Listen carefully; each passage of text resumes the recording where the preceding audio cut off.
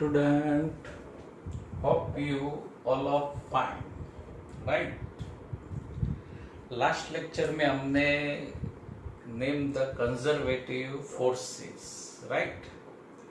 फिर electrostatic force conservative force है, उसका result, then electrostatic potential energy हमने स्टडी किया था, और some of kinetic energy and potential energy is remain constant, वो लास्ट लेक्चर में डिस्कस किया था।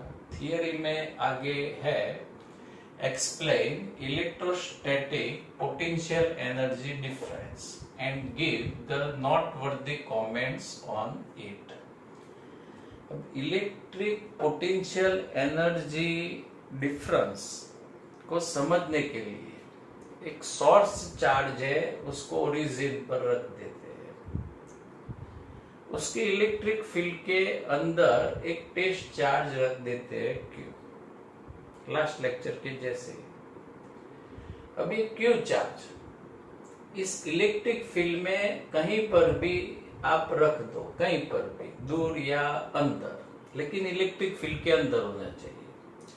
तो कहीं पर भी ये इलेक्ट्रिक चार्ज आप रखते हो तो उसके पास 100% पोटेंशियल एनर्जी तो रहेगी, 100% पोटेंशियल एनर्जी तो रहेगी। यानी फर्स्ट पॉइंट हम लिख सकते हैं कि at every point in electric field charge Q possesses a certain potential energy। जैसे भाई जो ग्रेविटेशनल फील्ड है, हम कहीं पर भी जाए, ग्राउंड फ्लोर पर रहे, बेसमेंट में रहे कि सेकंड फ्लोर पर जाए, कहीं पर भी जाए, some potential energy is associated with us. वैसे सेम चार्ज को कहीं पर भी आप रख दो, उसके पास सर्टेन पोटेंशियल एनर्जी तो रहेगी।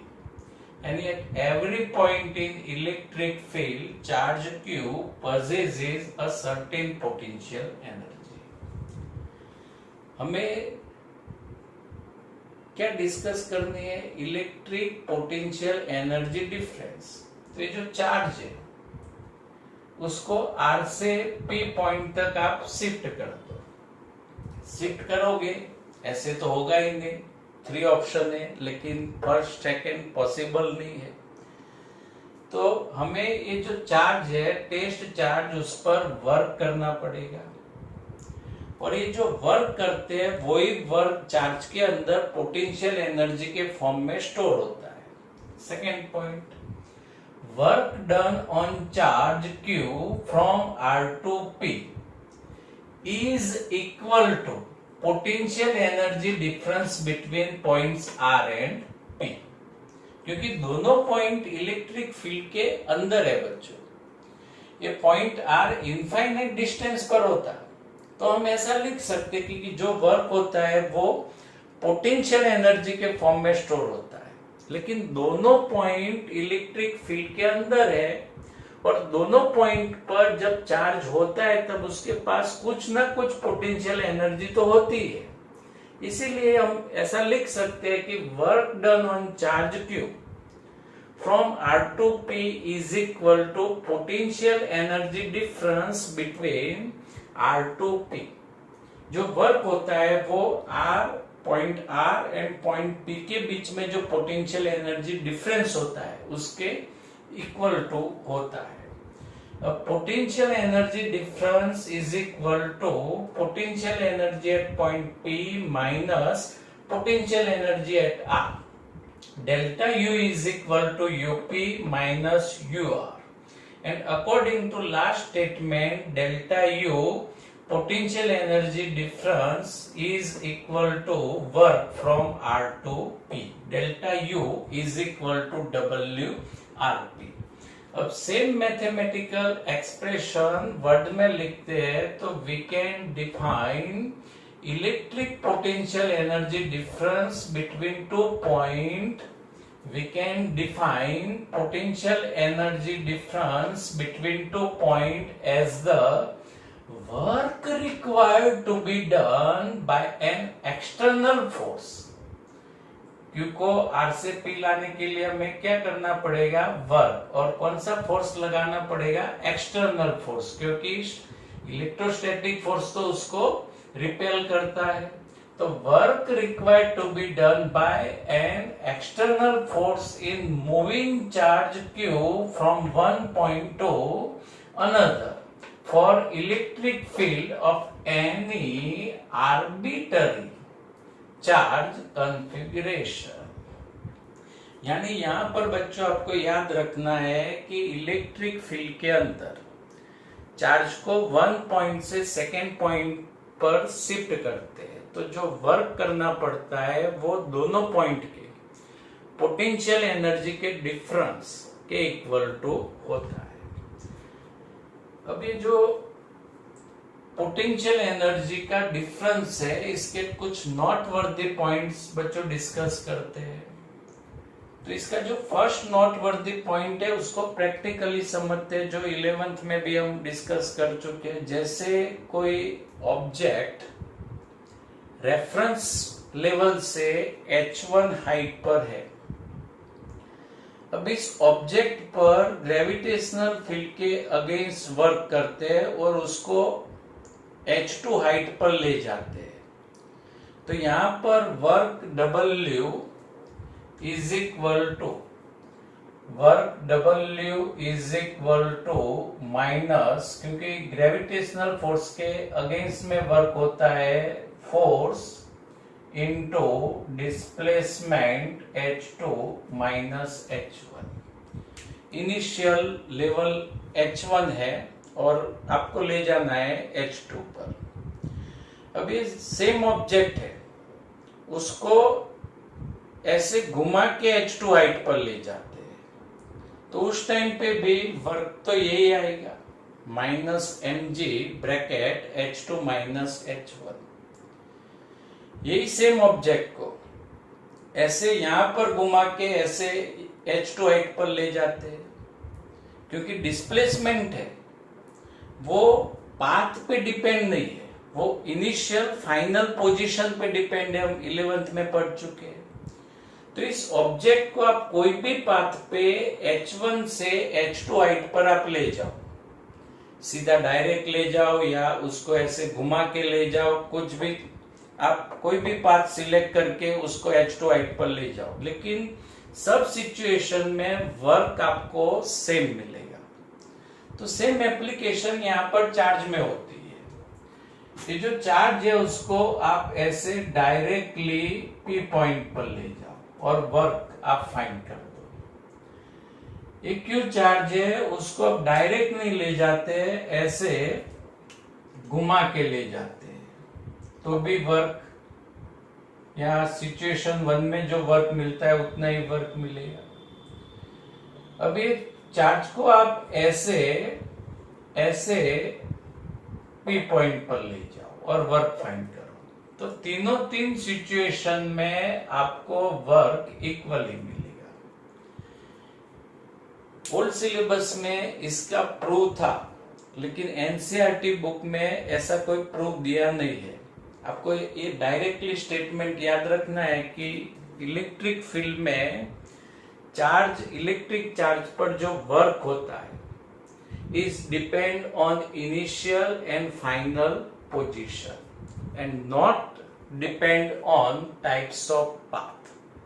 तो फर्स्ट नोटवर्दी पॉइंट है बच्चों, the work done by an electrostatic force in moving a charge from one point to another depend only on the initial and the final points and is independent of the path, and this is fundamental characteristic of conservative force।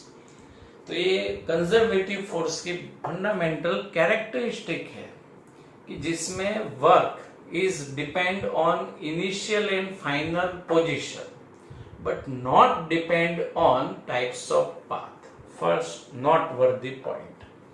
अब second, the actual value of potential energy is not significant it is only the difference of potential energies significant. बच्चों पहले gravitational field के reference में समझते हैं कि potential energy की जो एब्सोल्यूट वैल्यू है उसका कोई इंपॉर्टेंस नहीं है, इज नॉट सिग्निफिकेंट। तो उसका रीजन, कोई ऑब्जेक्ट है जिसको हम टेरेस की वॉल पे रख देते हैं, यानी उसके पास पोटेंशियल एनर्जी है।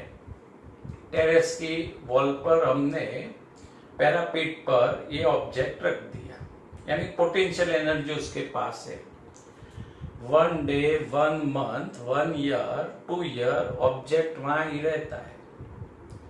तो ये एनर्जी है वो हमारे लिए यूजफुल नहीं होती है। आपने रखा है ऑब्जेक्ट, पोटेंशियल एनर्जी है उसके पास, लेकिन जब ग्राउंड फ्लोर पर जमीन पर कोई इंसान खड़ा है और यही ऑब्जेक्ट को आप स्लाइटली शिफ्ट कर देते हो, यानी ये जो पोटेंशियल एनर्जी है कन्वर्ट इनटू काइनेटिक एनर्जी, और ये ऑब्जेक्ट जो नीचे पर्सन खड़ा है उसके सिर पर गिरेगा और आवाज आएगी, ओ मरी गयो, ऐसे ही आवाज आएगी। यानी पोटेंशियल एनर्जी है वो सिग्निफिकेंट नहीं है, उसका इंपॉर्टेंस नहीं है। Change in potential energy is significant, क्योंकि पोटेंशियल एनर्जी का चेंज होगा तो हमें क्या मिलता है, वर्क मिलता है। अब चार्ज के रेफरेंस में यहां पर समझते हैं, ये जो चार्ज Q पॉइंट R पर है, पोटेंशियल एनर्जी भी है ये स्टेटमेंट के हिसाब से, लेकिन ये पोटेंशियल एनर्जी हमारे के लिए यूजफुल नहीं है। लेकिन उस पर आप वर्क करो और यहाँ पे पॉइंट पर लाओ, चार्ज मोशन में आएगा। चार्ज मोशन में आता है तो क्या जनरेट होता है, इलेक्ट्रिक करंट जनरेट होता है, चैप्टर 3 में डिस्कस करेंगे। और यहां से रिलीज कर दो तो वापिस जाएगा, यानी फिर से पोटेंशियल एनर्जी का डिफरेंस होगा। वर्क चार्ज मोशन में आएगा और एक करंट जनरेट होगा। लेकिन चार्ज को R पॉइंट पर ही आप रख दो, सेम पॉइंट पर ही आप रख दो, 1 ईयर, 2 ईयर, 3 ईयर, तो करंट नहीं मिलेगा आपको। तो प्रैक्टिस में potential energy is not significant, it is only the difference of potential energy that is significant. समझ लिया? Okay, third point. अब पोटेंशियल एनर्जी की जो डेफिनेशन थी कि जिसमें हमने चार्ज को कहां से लाया था, इन्फिनिटिव से, और इलेक्ट्रिक फील्ड के गिवन पॉइंट तक। तो डेफिनेशन का मैथमेटिकल कॉन्सेप्ट थर्ड पॉइंट में समझते हैं। The potential energy difference UP minus UR is equal to delta UP R. अब at infinitive potential energy zero, infinite distance पर ऑलवेज पोटेंशियल एनर्जी क्या होती है, zero. So consider point R is at infinity. The work done for bringing a charge from point R means the infinitive to P, WRP is equal to UP minus UR। अब WRP is equal to UP, क्योंकि R point कहां चला गया, infinitive distance पे, और वहां potential energy कितनी होगी, zero. Means W infinitive P is equal to UP। यानी हमारी जो इलेक्ट्रिक पोटेंशियल एनर्जी की डेफिनेशन थी कि work required to bringing a charge from infinity to given point in electric field on charge Q is stored as a potential energy. Means the above equation provides the definition of potential energy of charge at point P. और last में potential energy of charge Q at a point is the work done by external force in bringing the charge Q from infinity to that point। तो not worthy point हो गया। First में बच्चों क्या याद रखना है कि जो वर्क डन है किस पर डिपेंड है, इनिशियल एंड फाइनल पोजीशन पर, पाथ पर डिपेंड नहीं है। सेकेंड पॉइंट में value of potential energy is not significant, its difference is significant. और थर्ड में delta U is equal to W R P, delta U UP minus U R, और point R consider at infinite distance, और at infinite distance potential energy is zero. So W infinite to P, work from infinite to P is equal to UP. This mathematical expression gives the definition of electric potential energy.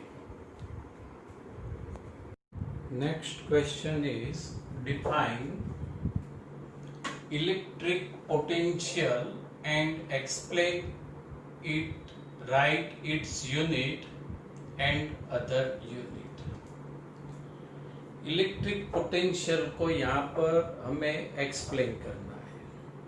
बच्चों theory board exam में आने के chances बहुत कम है, लेकिन यहाँ पर red sign से जो इंडिकेट्स किए पॉइंट्स वो आपको मेमोरी में रखना है।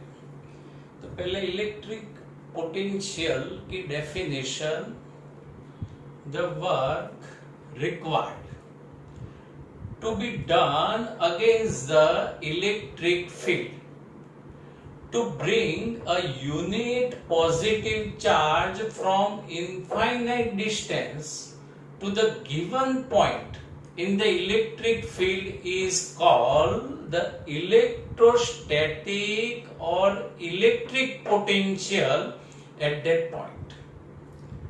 तो जो डेफिनेशन है वो इलेक्ट्रिक पोटेंशियल एनर्जी के जैसी डेफिनेशन है, सेम यहाँ पर ड्राफ्टिंग है, सिर्फ यहाँ पर चेंज था। ये यहाँ पर इलेक्ट्रिक पोटेंशियल एनर्जी में हम क्या लिखते थे, the work required to be done against the electric field to bring a charge from infinite distance to given point in electric field is called electric potential energy of given charge at given point. तो यहाँ पर charge के place पे हमें क्या लिख देना है, सिर्फ यूनिट पॉजिटिव चार्ज। तो इलेक्ट्रिक पोटेंशियल की डेफिनेशन बच्चों VSQ में आ सकती है, और अभी आपको याद रखनी है, the work required to be done against electric field to bring a unit positive charge, from infinite distance to a given point in electric field is called electrostatic or electric potential at that point. तो जो आप ऐसे definition याद रख सकते हो, पहले क्या करना पड़ेगा, तो work required to be done किसके ऑपोज में, अगेंस्ट द इलेक्ट्रिक फील्ड। किसको लाना है, to bring a unit positive charge. कहां से कहां तक, from infinite distance to a given point in electric field is called the electrostatic potential at that point. Electrostatic potential is denoted by V, capital V. Electrostatic potential is a characteristic of electric field produced by electric charge. Electric potential electric field की characteristic है, वो chapter में हम आगे discuss करेंगे। Work done by external force in bringing a unit positive charge from R to P। जो भी last question में हमने जो रिलेशन लिखा था वो ही यहाँ पर लिखना है।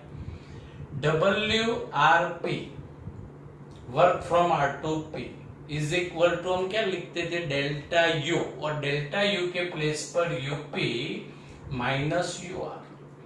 लेकिन यहाँ पर क्वेश्चन में डेफिनेशन में क्या लिखा है, यूनिट पॉजिटिव चार्ज, तो यहाँ पर नीचे आएगा Q।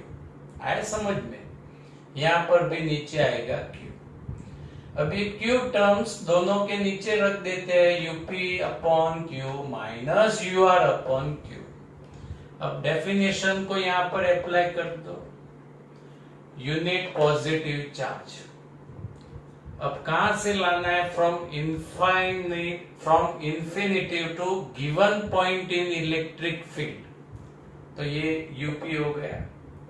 बच्चों मालूम है अभी हमने आर पॉइंट इनफाइनाइट डिस्टेंस पर कंसीडर किया था, WR2P is equal to UP minus UR।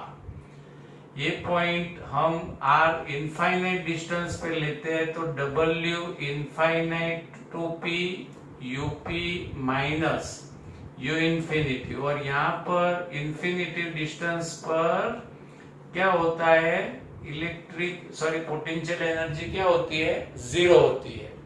तो यहाँ पर यूपी का मीनिंग क्या होगा, work in bringing a unit positive charge against electric field from infinity to P, यानी यूपी बाय क्यू, यानी UP by Q is equal to electric potential according to definition, and UR by Q from infinity to R work done, और नीचे Q है unit charge यानी electric potential.